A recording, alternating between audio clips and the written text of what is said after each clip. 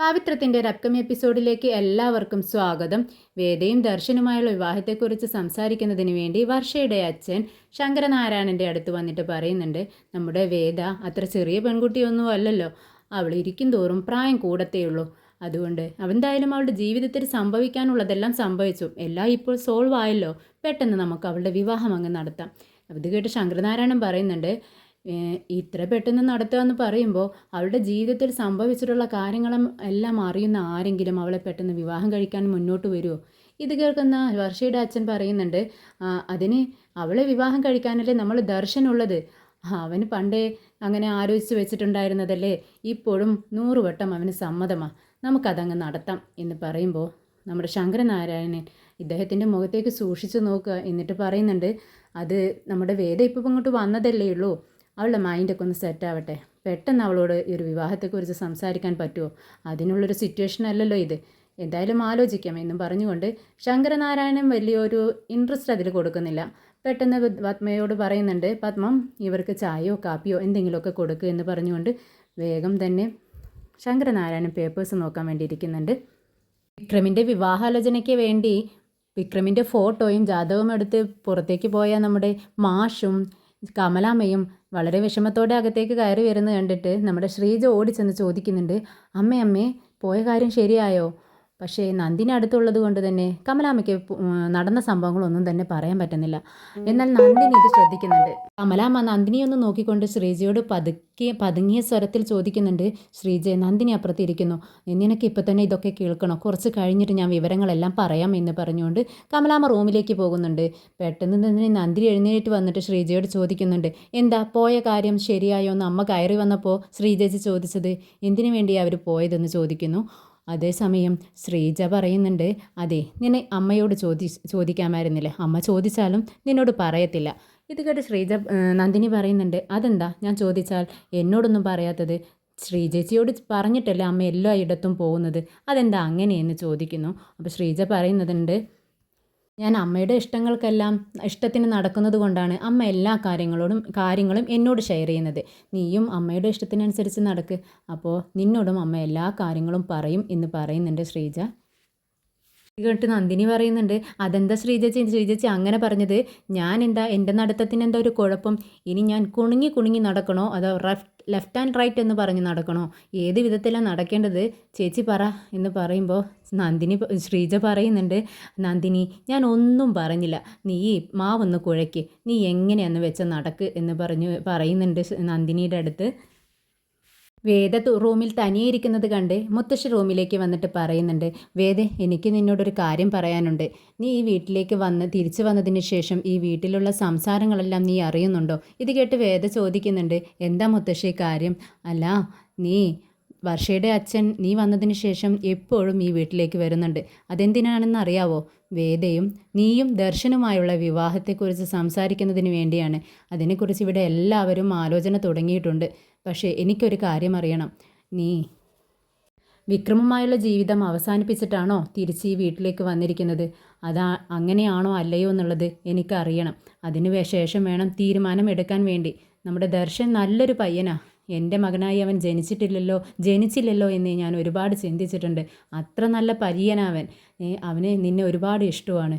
പക്ഷേ അതല്ലല്ലോ കാര്യം എന്ന് മുത്തശ്ശി പറയുമ്പോൾ നമ്മുടെ വേദ പറയുന്നുണ്ട്, കഴുത്തിലെ താലി എടുത്ത് കാണിച്ചിട്ട് പറയുന്നുണ്ട്, മുത്തശ്ശി, ഈ താലി ഉണ്ടല്ലോ, എൻ്റെ മരണം വരെ ഇതെൻ്റെ കഴുത്തിലുണ്ടാവും.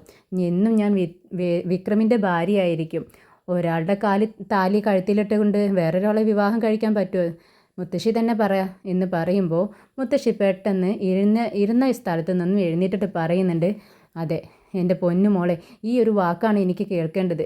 ഞാൻ പേടിച്ചു പോയിരുന്നു, നീ വിക്രമിനുമായി തെറ്റി പിരിഞ്ഞാണോ ഇങ്ങോട്ട് വന്നിരിക്കുന്നതെന്ന്. ഇപ്പോഴാണ് എനിക്ക് സമാധാനമായത്. ഇനി ആരെന്ത് പറഞ്ഞാലും നിനക്ക് വേണ്ടി സംസാരിക്കാൻ ഈ മുത്തശ്ശി ഉണ്ടടാ നിൻ്റെ കൂടെ. ഇനി നീ സമാധാനത്തോടെ ഉറങ്ങിക്കോ എന്ന് വേദയോട് പറയുന്നുണ്ട്.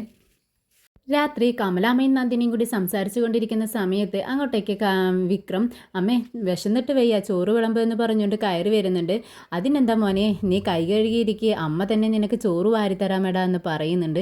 എന്നിട്ട് വേഗം കമലാമ്മ പോയി നന്ദിനിയെ വേഗം ഉറങ്ങാനായി വിടാൻ വേണ്ടി നോക്കുന്നുണ്ട്. നന്ദിനി പാത്രമെല്ലാം തുടച്ച് വെച്ചത് മതി, നീ ചെന്ന് ഉറങ്ങിക്കോ എന്ന് പറയുന്ന സമയത്ത് നന്ദിനി സമ്മതിക്കുന്നില്ല. അമ്മ തന്നെയല്ലേ പറഞ്ഞത് ഈ പാത്രങ്ങളെല്ലാം തുടച്ച് വെക്കാൻ, ഞാനിത് കഴിഞ്ഞിട്ട് പോക്കോളാം അമ്മേ എന്ന് പറയുന്നുണ്ട്. നന്ദിനിക്ക് എന്തോ ഒരു ഡൗട്ട് കൊണ്ടാണ് അങ്ങനെ പറയുന്നത്. കമലാമ്മയാണെങ്കിൽ ഭക്ഷണം കൊടുക്കുന്നത് നന്ദിനി കാണണ്ടല്ലോ എന്ന് വിചാരിച്ചിട്ടാണ് ഇങ്ങനെ പറയുന്നതും. പക്ഷേ നന്ദിനി അവിടെ നിന്നും പോകുന്നില്ല. പതുക്കെ പതുക്കെ ഇങ്ങനെ പാത്രങ്ങൾ തുടച്ചുകൊണ്ടിരിക്കുകയാണ്. കമലാമ്മ വേഗം തന്നെ ചോറ് പാത്രത്തിലേക്കിട്ട് കറി വെച്ച പാത്രം തുറന്ന് നോക്കുന്ന സമയത്ത് നല്ലൊരു സ്മെല്ല് വരികയാണ്. നന്ദിനി പെട്ടെന്ന് തന്നെ പാത്രത്തിലേക്ക് എത്തിച്ച് നോക്കുക കേട്ടോ. അപ്പോൾ അതിൽ മട്ടൻ കറിയായിരിക്കും. അമ്മേ എന്താ ഇത്, മട്ടൻ കറിയോ? ഞങ്ങൾക്കൊന്നും തന്നില്ല അല്ലേ? അമ്മ എന്താ ഞങ്ങൾക്ക് തരാതിരുന്നേ? ഇതെന്താ സ്പെഷ്യൽ നമ്മുടെ വിക്രമിന് മാത്രം എന്ന് നന്ദിനി ചോദിക്കുന്നുണ്ട്. ഇത് കേട്ടിട്ട് നമ്മുടെ കമലാമ്മ പറയുന്നുണ്ട്, അവനെ രാത്രിയും പകലും ഒക്കെ ഇങ്ങനെ അലഞ്ഞുകൊണ്ട് നടക്കുന്നതാ, അവൻ്റെ ശരീരമൊക്കെ ഒന്ന് നന്നാവട്ടെ, എൻ്റെ കയ്യിൽ കാശുണ്ടായിരുന്നില്ല, ഉള്ള കാശിന് വാങ്ങിയതാ, അതുകൊണ്ടാണ് നിങ്ങൾക്കൊന്നും തരാതിരുന്നത് എന്ന് കമലാമ്മ പറയുന്നുണ്ട്. അപ്പോൾ നന്ദിനി ചോദിക്കുന്നുണ്ട്, അമ്മേ ഇതിൻ്റെ സ്മെല്ല്, അമ്മ പാത്രം തുറന്ന ഉടനെ എന്ത് നല്ല സ്മെല്ലാണ് വന്നത്, പക്ഷേ ഇത് പാചകം ചെയ്യുന്ന സമയത്ത് സ്മെല്ലൊന്നും ഞങ്ങൾക്ക് വന്നില്ലല്ലോ. അതെങ്ങനെ അമ്മേ ഇതിങ്ങനെ സ്മെല്ല് വരാണ്ട് വെച്ചതെന്ന് ചോദിക്കുമ്പോൾ കമലാമ്മ പറയുന്നുണ്ട്, അതൊക്കെ ഞാൻ വെച്ചു, നീ മിണ്ടാതിരിക്കേ, ഞാൻ എൻ്റെ മോനെ ചോറ് കൊടുക്കട്ടെ എന്ന് പറഞ്ഞുകൊണ്ട് വിക്രമിന് ചോറും കറികളെല്ലാം കൂട്ടി വാരി കൊടുക്കുന്നുണ്ട്. വിക്രമാണെങ്കിൽ ഹായ് സൂപ്പറായിട്ടുണ്ട് അമ്മ, എന്തൊരു ടേസ്റ്റാണ്, ഇത് അമ്മ വെച്ചതല്ല വേറൊരു ടേസ്റ്റാണല്ലോ വരുന്നത്, ഇതാര് വെച്ചതാണെന്ന് ചോദിക്കുന്നു. അപ്പോൾ കമലാമ്മ പറയുന്നുണ്ട്, ഇത് നമ്മുടെ അടുത്ത വീട്ടിലെ ഫാത്തിമ വെച്ചതാടാ. ഇത് കേട്ടിട്ട് വിക്രം പറയുന്നുണ്ട്, വെറുതെ അല്ല, എന്താ സൂപ്പർ ടേസ്റ്റ് അമ്മേ, ഈ ഭക്ഷണം മുഴുവൻ ഞാൻ കഴിക്കും, അതിനെന്താടാ നീ കഴിച്ചോ എന്ന് പറയുന്നുണ്ട്. എന്നിട്ട് കമലാമ്മ പറയുന്നുണ്ട്, എടാ എനിക്ക് നിന്നോടൊരു കാര്യം പറയാനുണ്ട്, ഞാൻ പറഞ്ഞ നീ അനുസരിക്കുമോ എന്ന് ചോദിക്കുന്നുണ്ട്. വിക്രം പറയുന്നുണ്ട്, അമ്മ പറഞ്ഞ കാര്യം ഞാൻ ഇന്നേ വരെ എന്തെങ്കിലും അനുസരിക്കാതിരുന്നിട്ടുണ്ടല്ലോ, അമ്മ പറ എന്താ എന്താ കാര്യമെന്ന് ചോദിക്കുന്നുണ്ട് വിക്രം. അപ്പോൾ കമലമ്മ പറയുന്നുണ്ട്, നാളെ രാവിലെ ഞാനും നീയുമായി ഒരു സ്ഥലം വരെ പോകണം, നമുക്ക് നേരത്തെ തന്നെ ഇവിടെ നിന്ന് ഇറങ്ങണം എന്ന് പറയുമ്പോൾ വിക്രം ചോദിക്കുന്നുണ്ട്, എങ്ങോട്ടേക്ക് അമ്മേ? അതൊന്നും ഞാനിപ്പോൾ പറയത്തില്ല, ഞാൻ പറഞ്ഞാൽ എന്തും അനുസരിക്കുമെന്നല്ലേ പറഞ്ഞത്, നാളെ നീ പുറപ്പെട്ടു നിൽക്ക്, നമുക്ക് രണ്ടുപേർക്കും ഒരു സ്ഥലം വരെ പോകണം, അത്രമാത്രം നീ അറിഞ്ഞാൽ മതി എന്ന് പറയുന്നു. ഇത് കേട്ട് വിക്രം പറയുന്നുണ്ട്, അതിനിപ്പോൾ എന്താ കുഴപ്പം, നമുക്ക് പോവാം, നമുക്ക് എവിടെ വേണമെങ്കിലും, അമ്മ എവിടെ വിളിച്ചാലും ഞാൻ വരും, നമുക്ക് പോവാം എന്ന് പറയുമ്പോൾ കമലാമ്മയ്ക്ക് സന്തോഷമാവാണ്. വിക്രമിൻ്റെ കവിളിൽ പിടിച്ച് മുത്തുന്നുണ്ട് കമലാമ്മ. ഓ എൻ്റെ ചെല്ല കുട്ടിയാടാ നീ എന്തായാലും നമുക്ക് പോവാം, എൻ്റെ പൊന്നു മോനാണ് എന്നൊക്കെ പറയുന്നുണ്ട് കമലാമ്മ.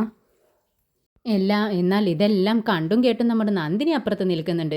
നന്ദിനി മനസ്സിൽ വിചാരിക്കുന്നുണ്ട്, അമ്മ എന്തോ സാധിപ്പിച്ചെടുക്കാനുള്ള ഒരു തന്ത്രമാണല്ലോ അമ്മയുടെ ഈ ഫുഡ് കൊടുക്കലൊക്കെ, എന്തോ കാര്യമായിട്ട് അമ്മയ്ക്ക് നടക്കാനുണ്ട്, എന്താണത് മനസ്സിലാവുന്നില്ലല്ലോ എന്നിങ്ങനെ ചിന്തിച്ച് നിൽക്കുന്ന സമയത്ത് കമലാമ്മ പറയുന്നത്, എന്താടി നന്ദിനി നീ ഇങ്ങനെ ഇവൻ ഭക്ഷണം കഴിക്കുന്നിടത്തേക്കിങ്ങനെ തുറിച്ച് നോക്കിക്കൊണ്ടിരിക്കുന്നത്, ഇങ്ങനെ നോക്കിക്കൊണ്ടിരുന്നാലേ എൻ്റെ മോന് കൊതി പറ്റും, നീ ഉറക്കം വരുന്നു എന്നല്ലേ പറഞ്ഞത്, നീ ചെന്ന് കിടന്ന് ഉറങ്ങിക്കോ എന്ന് പറഞ്ഞുകൊണ്ട് നന്ദിനി അങ്ങനെ റൂമിലേക്ക് പോകുന്നുണ്ട്.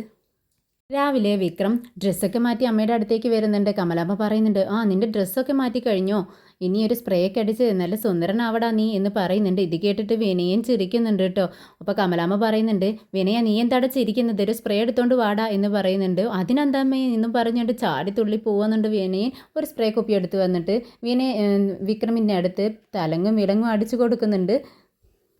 വിക്രമിന് ദേഷ്യം വരുന്നുണ്ട്. വിക്രം കമലാമ്മയോട് ചോദിക്കുന്നുണ്ട്, എന്താ അമ്മ ഇതെല്ലാം, അമ്മ എൻ്റെ അടുത്ത് ഇന്നലെ രാത്രി പറഞ്ഞു ഒരു സ്ഥലം വരെ പോകാനുണ്ടെന്ന്, എങ്ങോട്ടാ പോകേണ്ടതെന്ന് പറഞ്ഞില്ലല്ലോ, എന്താ സ്ഥലത്തിന് പേരില്ലേ എന്ന് ചോദിക്കുന്നു. അപ്പോൾ കമലാമ്മ പറയുന്നുണ്ട്, നീ എനിക്കൊരു വാക്ക് തന്നിട്ടുണ്ട്, ഞാൻ എവിടെ വിളിച്ചാലും നീ വരുമെന്ന്, ഇനി ഇപ്പോൾ എങ്ങോട്ടാ പോകേണ്ടത് എന്നൊന്നും അറിയേണ്ട ആവശ്യമില്ല, നീ ഞാൻ വിളിക്കുന്ന സ്ഥലത്തേക്ക് എൻ്റെ കൂടെ അങ്ങ് വന്നാൽ മതി എന്ന് പറയുന്നുണ്ട്. പിന്നെ കമലാമ്മ വിക്രമിൻ്റെ കൈയും പിടിച്ച് വാ നമുക്ക് പെട്ടെന്ന് തന്നെ അവിടെ എത്തണം എന്നും പറഞ്ഞുകൊണ്ട് തിടുക്കപ്പെട്ട് ഇറങ്ങി പോകുന്നുണ്ട്. അങ്ങനെ ബൈക്കിൽ രണ്ടുപേരും പോകുന്നത് നേരെ നമ്മുടെ രാധയുടെ വീട്ടിലേക്കാണ്. അമ്മ ഇത് കണ്ടിട്ട് വിക്രം ചോദിക്കുന്നുണ്ട്, എന്താ അമ്മ ഇത്, ഇന്നലെ രാത്രി ഒരു സ്ഥലം വരെ പോകണമെന്ന് പറഞ്ഞത് ഇവളുടെ വീട്ടിലേക്ക് വരാൻ വേണ്ടിയിട്ടാണോ, ഇതിലും നല്ലത് രാത്രിയിൽ മട്ടൻ കറി വരാതെ ഒരു കുപ്പി വിഷമങ്ങ് വാങ്ങിത്തരുന്നതല്ലായിരുന്നോ മമ്മി നല്ലത് എന്ന് പറയുന്നുണ്ട്. എടാ നീ ഓരോന്നും പൊളിച്ച് പറയണ്ട, എൻ്റെ കൂടെ ഇങ്ങ് അകത്തേക്ക് വാ എന്നും പറഞ്ഞുകൊണ്ട് അങ്ങ് വീടിനുള്ളിലേക്ക് കയറി ചെല്ലുന്നുണ്ട്. ഇതേ സമയം രാധയുടെ അച്ഛൻ അവിടെ പാട്ടുപാടിക്കൊണ്ട് കിടക്കുന്നുണ്ട്. അമ്മയാണെങ്കിൽ പച്ചക്കറികളെല്ലാം അരിഞ്ഞുകൊണ്ടിരിക്കുന്നുണ്ട്. രാധയുടെ അമ്മയെ കമലാമ്മയെ കണ്ടിട്ട് മൈൻഡ് പോലും ചെയ്യുന്നില്ല. എന്നാൽ അച്ഛൻ പെട്ടെന്ന് തന്നെ എഴുന്നേറ്റിരുന്നിട്ട് പറയുന്നുണ്ട്, അയ്യോ കമലാമ്മയോ വേഗം വരൂ, നീയാടാ വിക്രം, രണ്ടുപേരും വന്ന് ഇവിടെ ഇരിക്കുക എന്നൊക്കെ പറഞ്ഞ് അവരെ ക്ഷണിക്കുന്നുണ്ട്. എന്നിട്ട് അതേടെ അമ്മയോടും പറയുന്നുണ്ട്, എന്താടി നീ ഇവരെ മൈൻഡ് ചെയ്യാതെ ഇരിക്കുന്നത്, നീ എഴുന്നേൽക്ക്, അവരെ സ്വീകരിക്കുക എന്ന് പറയുമ്പോൾ മനസ്സില്ലാ മനസ്സോടെ അവർ പറയുന്നുണ്ട്, ആ ഇരിക്കുക. ഇത് കണ്ടിട്ട് കമലാമ്മ പറയുന്നുണ്ട്, ഒരു തട്ടെടുത്തോണ്ട് വാ എന്ന് പറയാണ്.